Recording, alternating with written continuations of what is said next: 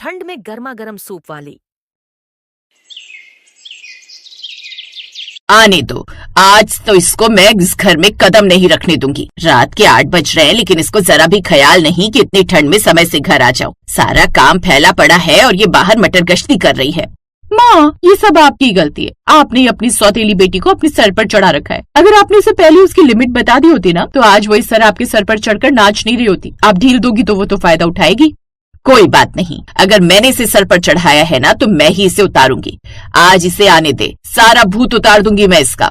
इतना बोलकर अब सुनीता गुस्से में इधर उधर चक्कर काटने लगती है। रात के 8:30 बजते हैं और विनीता कांपती हुई घर आती है। सुनीता हाथ में डंडा लेकर खड़ी हो जाती है और गुस्से में बौखलाते हुए विनीता से कहती है, तुझे मैंने कितनी बार बोला है कि घर समय से आ जाए कर, क्योंकि रात का खाना तुझे ही बनाना होता है, लेकिन तू है जो सिर्फ अपनी चलाती है। हम यहाँ भूखे बैठे हैं और तुझे अपनी मस्ती सूझ रही है। माँ, माफ कर दो। वो क्या है ना, आज आते हुए मुझे ट्रैफिक ज्यादा मिल गया था और ठंड की वजह से कोई सवारी भी नहीं मिल रही थी, इसलिए देर हो गई। मैंने जानबूझकर नहीं किया माँ। तुझे देर हुई है ना, तो अब तुझे इसका हर्जाना भी भुगतना पड़ेगा। अब तू देख मैं तेरे साथ क्या करती हूँ। आज तुझे पता चलेगा कि हमारी बात काटने का क्या मतलब होता है।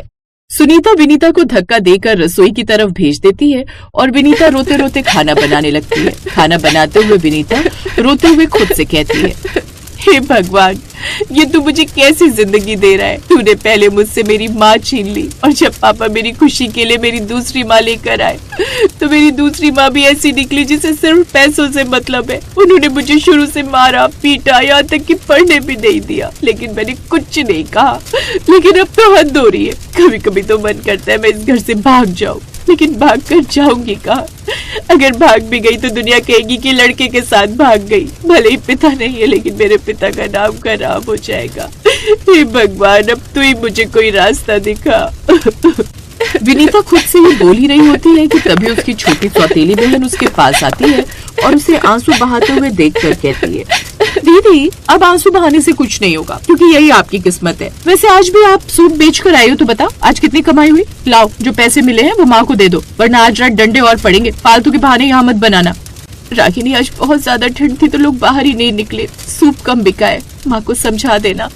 मैं क्यों समझाऊं? माँ का मूड पहले ही खराब है और तूने पैसे भी खर्च कर दिए। अब तो पक्का तेरी शामत आने वाली है, और अगर इस बीच में मैंने तेरी साइड ली तो मैं जानती हूँ कि माँ मेरा क्या करेगी। इसलिए भाई मैं कुछ नहीं बोलने वाली। जो करना है तुम दोनों माँ बेटी जानो। रागिनी की बात सुनकर विनीता कुछ नहीं कहती और बस उसकी आंखों से आंसू छलक जाते हैं। विनीता जल्दी जल्दी खाना बनाती है और वो खुद भूख से तड़प रही होती है, पर डर के मारे कुछ बोलती नहीं। जब खाना बन जाता है तो वो खाना लेकर बाहर आती है और जब सभी लोग खाना खाने बैठते हैं और जैसे ही सुनीता खाने का एक कौर मुंह में लेती है तो वो थाली फेंक देती है और कहती है, ये क्या बनाया है? रोटी कच्ची है और सब्जी में नमक का पता नहीं। तू जानबूझकर हमें ऐसा खाना खिला रही है। आज तुझे एक दाना नहीं मिलेगा। जा और बाहर आंगन में सो। आज तुझे घर के अंदर सोने की जगह नहीं मिलेगी। माँ, बाहर बहुत ठंड पड़ रही है, मैं ठंड में जम जाऊंगी। प्लीज माँ, मुझे अंदर किसी भी एक कोने में सो जाने दो। कल मैं बहुत जल्दी घर आ जाऊंगी। एक शब्द भी और बोला तो बहुत मारूंगी मैं। निकल यहाँ से। सुनीता उसे बाहर निकालकर दरवाजा बंद कर लेती है। विनीता पूरी रात आंगन में ठिठुरती रहती है और सुबह होते ही वो फिर काम पर निकल जाती है। अगर आज मैंने ज्यादा पैसे नहीं कमाए तो माँ फिर से बाहर सुला देगी। हे भगवान, आज थोड़ी ज्यादा बिक्री करवा देना। विनीता चौराहे पर ठेला लगाती है और इतनी ठंड में गर्मा गर्म सूप की खुशबू से लोग खींचे चले आते हैं। तभी वहाँ एक बड़ी गाड़ी रुकती है। बेटा, एक सूप देना, बड़ी जबरदस्त खुशबू आ रही है। इतनी ठंड में तेरा सूप तो अमृत जैसा लग रहा है। जी भैया, अभी देती हूँ। ये लीजिए, एकदम गर्मा गर्म है। अब जैसे ही वो ग्राहक विनीता के हाथों का सूप पीता है तो वो उसकी तारीफ करते हुए नहीं रुकता है। वाह बेटा, तुम्हारे सूप में वो जादू है जो शायद किसी गर्मा गर्म खाने में भी नहीं। सच में इतनी ठंड में ये गर्मा गर्म सूप पीकर तो ऐसा लग रहा है जैसे जान में जान आ गई और शरीर पर मैंने किसी भालू की खाल पहन ली हो। भाई, मजा आ गया। ग्राहक की बात सुनकर विनीता खुश हो जाती है और ग्राहक भी उसे पैसे देकर वहाँ से चला जाता है। देखते ही देखते शाम हो जाती है और शाम तक विनीता की सारी पतीली खाली हो जाती है। आज उसे उम्मीद से ज्यादा पैसे मिलते हैं, जिसे देख वो काफी खुश होती है। और जब वो घर आती है तो उसकी सौतेली बहन उसे देखकर कहती है, ओहो, आज तो बड़ी जल्दी आ गई। क्या बात है? आज सूप में जहर तो नहीं मिला दिया जो इतनी जल्दी बिक गया? नहीं रागिनी, आज सच में बहुत ज्यादा भीड़ थी। ये देखो माँ, आज 2000 की कमाई हुई है। अब तो खुश हो ना? हाँ, ये हुई ना बात, पर इसका मतलब ये नहीं कि तू कल लेट आएगी। कल भी मुझे इतनी कमाई चाहिए और जा, अब जाकर सफाई कर, घर कूड़ा हो रखा है। समय गुजरता है और गुजरते समय के साथ अब विनीता की मेहनत देख मोहल्ले वाले भी उसकी तारीफ करने लगते हैं। ऐसे ही एक दिन पड़ोसन सुनीता के घर आती है और उससे कहती है, सुनीता, तेरी बेटी विनीता कितनी समझदार है। दिन भर सूप बेचती है और फिर घर आकर घर का काम भी करती है। तू तो बड़ी किस्मत वाली है। अरे क्या किस्मत वाली, सौतेली है ना, इसलिए खटना पड़ता है इसे, वरना ये भी अपने बाप की तरह निकम्मी निकलती। अरे वो तो मैं हूँ जो इसकी बागडोर खींच कर रखती हूँ, वरना ये कैसी है ये तो मैं ही जानती हूँ। जहाँ सुनीता अपनी पड़ोसन से ये बातें बोल रही होती है तो वहीं दूर खड़ी विनीता ये सब सुन लेती है और उसका दिल टूट जाता है और वो तय करती है कि वो अपनी एक अलग पहचान बनाएगी। अब धीरे धीरे वो पैसे बचाने लगती है। माँ को जो देना है वो तो दे ही रही हूँ, पर अब थोड़े पैसे अपने लिए भी बचाऊंगी। मुझे अपनी छोटी सी दुकान खोलनी है। ऐसे ही अब समय गुजरता है और गुजरते समय के साथ वो अपने पास कुछ पैसे जोड़ लेती है। ऐसे ही एक दिन रागिनी विनीता का गुल्लक देख लेती है और माँ, ये देखो, ये दीदी हमसे चोरी छुपे पैसे छुपा रही है। ये हमें धोखा दे रही है। विनीता, तेरी इतनी हिम्मत, तू हमसे पैसे छुपाएगी? ला, कहाँ है गुल्लक? माँ, ये मेरे खून पसीने की कमाई है। मैंने घर का सारा खर्चा दिया है। ये बस थोड़े से पैसे मैंने अपने फ्यूचर के लिए रखे थे। तेरा भविष्य मैं हूँ, ला इधर पैसे। इतना बोलकर सुनीता गुल्लक तोड़ देती है और सारे पैसे ले लेती है। ये देख विनीता को बहुत गुस्सा आता है। अब वो और नहीं सह सकती थी, इसलिए वो अपनी माँ को मुंहतोड़ जवाब देते हुए कहती है, बहुत हो गया माँ, मैंने आज तक आपकी हर बात मानी, हर मार सही, पर अब नहीं। अगर आपको सिर्फ मेरे पैसों से प्यार है तो ठीक है, अब से मैं घर नहीं आऊंगी। कहाँ जाएगी तू? तेरे पास है ही क्या? मेरे पास मेरी मेहनत है माँ। जो सूप मैं यहाँ बेचती हूँ वो मैं कहीं भी बेच सकती हूँ, लेकिन याद रखना, आपके पास मेरे अलावा कोई और नहीं जो आपको काम कर कर दे सके। ये आपकी सौतेली बेटी भी नहीं। ये बोलकर अब विनीता अपना सामान बांधती है और घर से निकल जाती है और उसे जाता देख सुनीता और रागिनी भी उसे नहीं रोकते। ऐसे कुछ दिन बाद विनीता अपनी एक छोटी सी दुकान किराए पर ले लेती है और उसी में वो सोती और अपनी दुकान चलाती। गुजरते समय के साथ अब उसका सूप इतना मशहूर होता है कि दुकान पर लाइन लग जाती है। विनीता जी, आपके जैसा सूप पूरे शहर में कहीं नहीं मिलता। आपकी मेहनत रंग लाई। शुक्रिया भैया, बस आप लोगों का प्यार है। इधर घर में सुनीता और रागिनी की हालत खराब हो जाती है क्योंकि अब घर में पैसे आने जो बंद हो चुके थे, उन्हें खुद काम करना पड़ता है। माँ, मुझसे बर्तन नहीं बजेंगे। विनीता होती तो सब कर देती, अब हम क्या करेंगे? मुझे क्या पता था वो सच में चली जाएगी। अब खाने के लाले पड़ गए हैं। देखो माँ, अपना घमंड खत्म करो और चलो दीदी के पास, क्योंकि वही है जो हमें कमाकर खिला सकती है। रागिनी की बात सुनकर सुनीता भी उसकी बात से सहमत होती है और अगले ही दिन सुनीता और रागिनी विनीता की दुकान पर पहुंचती हैं। वहां भीड़ देखकर उनकी आंखें फटी रह जाती हैं और वो दोनों अब विनीता से माफी मांगते हुए कहती हैं, विनीता बेटी, हमें माफ कर दे। हमें अपनी गलती का एहसास हो गया है। घर वापस चलना, तेरे बिना घर सूना है। माँ, घर सूना नहीं है, बस काम करने वाला कोई नहीं है। मुझे पता है आप क्यों आई हो, पर अब मैं वापस नहीं आऊंगी। हाँ, आप लोगों को भूखा नहीं मरने दूंगी, हर महीने पैसे भेज दूंगी। दीदी, हमें भी यहाँ काम पर रख लो ना, हम भी कुछ सीख लेंगे। माँ की तो आदत ही खराब है, उन्होंने सोने के चक्कर में हीरा खो दिया, पर मुझे आपसे बहुत कुछ सीखना है। रागिनी, ये तो कैसी बातें कर रही है? माँ, मैं बिल्कुल ठीक कह रही हूँ। आपने दीदी की कभी कदर नहीं की, इसलिए अब आप चुप रहिए। ठीक है, अगर तुम मेहनत करना चाहती हो तो कल से आ जाना, पर यहाँ मैं मालिक हूँ और तुम्हें काम करना पड़ेगा। विनीता की बात सुनकर रागिनी सहमत हो जाती है, यहाँ तक कि सुनीता भी उसके पास काम करने को राजी हो जाती है और इस तरह विनीता अपनी ही सौतेली माँ और बहन को अपनी दुकान पर काम करने के लिए रख लेती है। गरीब टमाटर सूप वाली। रजनी का पति राजेश एक फैक्ट्री में नौकरी करता था। घर में उनके अलावा उसकी सास और छोटी ननद थे।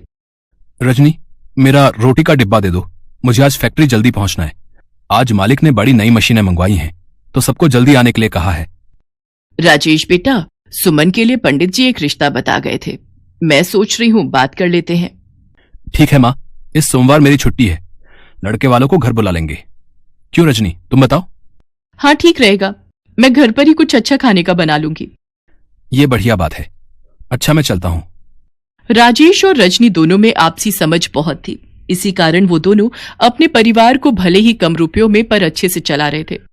सुमन को लड़के वाले देखने आ जाते हैं, उन्हें सुमन पसंद आ जाती है और 6 महीने बाद की तारीख सुमन की शादी की पक्की हो जाती है।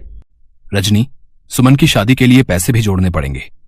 हमारे पास 6 महीने का समय है। चिंता मत करो, सब हो जाएगा। मेरी शादी की सोने की चेन और चूड़ियां मैं सुमन को दे दूंगी। जेवर का काम हो जाएगा। बाकी तो अभी समय है, हम शादी के लिए जोड़ लेंगे। सुमन, तेरी रजनी भाभी सचमुच कितनी अच्छी है। हाँ माँ, मैं भी यही देख रही हूँ। वो हम सब के बारे में कितना सोचती हैं। सब कुछ ठीक चल रहा था, पर कहते हैं ना, खुशियां और परेशानियां दोनों बिना दस्तक दिए आती हैं। एक दिन फैक्ट्री में मशीन पर कपड़ा काटते हुए राजेश का हाथ उसमें आ जाता है। राजेश बुरी तरह जख्मी हो जाता है।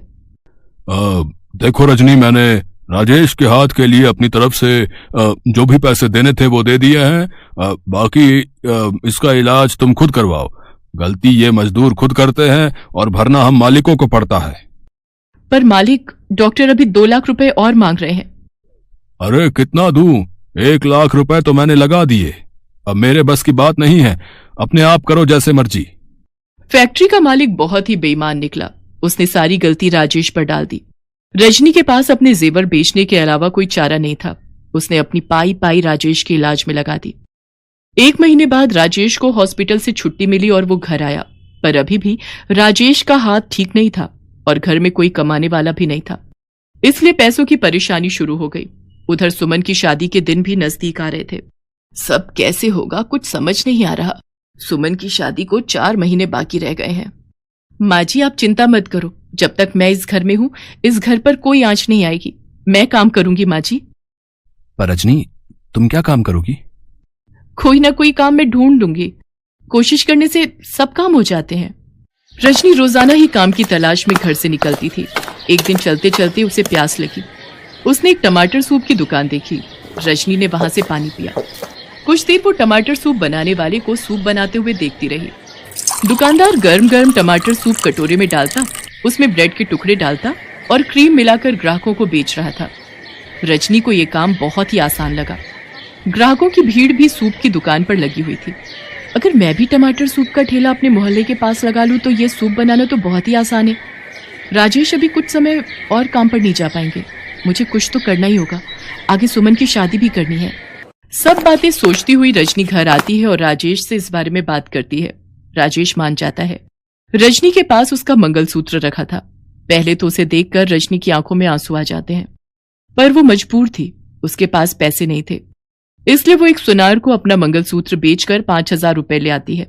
उन रुपयों से रजनी सूप बनाने के सारे बर्तन और सब्जियां खरीद लेती है। राजेश एक व्यक्ति को जानता था जो ठेले किराए पर देता था। अब रजनी को बस सूप बनाना शुरू करना था। रजनी सारी तैयारी के साथ भगवान को याद करके अपना टमाटर सूप का ठेला मोहल्ले में लगा लेती है। धीरे धीरे ग्राहक रजनी के ठेले पर टमाटर सूप पीने आने लगे। शुरू शुरू में उसकी कमाई थोड़ी होती थी, पर जैसे जैसे रजनी ने टमाटर सूप और स्वादिष्ट बनाना शुरू किया तो ग्राहक बढ़ने लगे। रजनी बहू, अगले महीने सुमन की शादी है। मैं सोच रही थी कि कुछ खरीदारी शुरू कर देते। माँ जी, आप चिंता मत करो। मैंने 5 लाख रुपए की एक कमेटी डाल दी थी। इस महीने मैं वो कमेटी उठा लूंगी। फिर हम आराम से सुमन के लिए जेवर और कपड़े खरीद सकते हैं। बाकी रोजाना की कमाई से भी कुछ न कुछ बचत हो ही जाएगी। रजनी, तुम जैसी बहू पाकर हम सचमुच बहुत धन्य हो गए। तुमने इतनी परेशानियों के बावजूद भी हिम्मत नहीं हारी, बल्कि टमाटर सूप का काम शुरू किया। माँ जी, ये तो आपका और भगवान का आशीर्वाद है जो मेरा काम इतना चल पड़ा। अब आप चिंता मत करो, हम बहुत धूमधाम से सुमन की शादी करेंगे। रजनी ने टमाटर सूप घरों में ऑनलाइन डिलीवर करना शुरू कर दिया। धीरे धीरे रजनी की मेहनत से उसका टमाटर सूप का ठेला चल पड़ा। राजेश की तबीयत में सुधार था। वो भी रजनी की मदद करता था और फिर दोनों ने मिलकर अपना सूप का काम और बढ़ा लिया और पैसे जोड़कर सुमन की शादी भी धूमधाम से कर दी।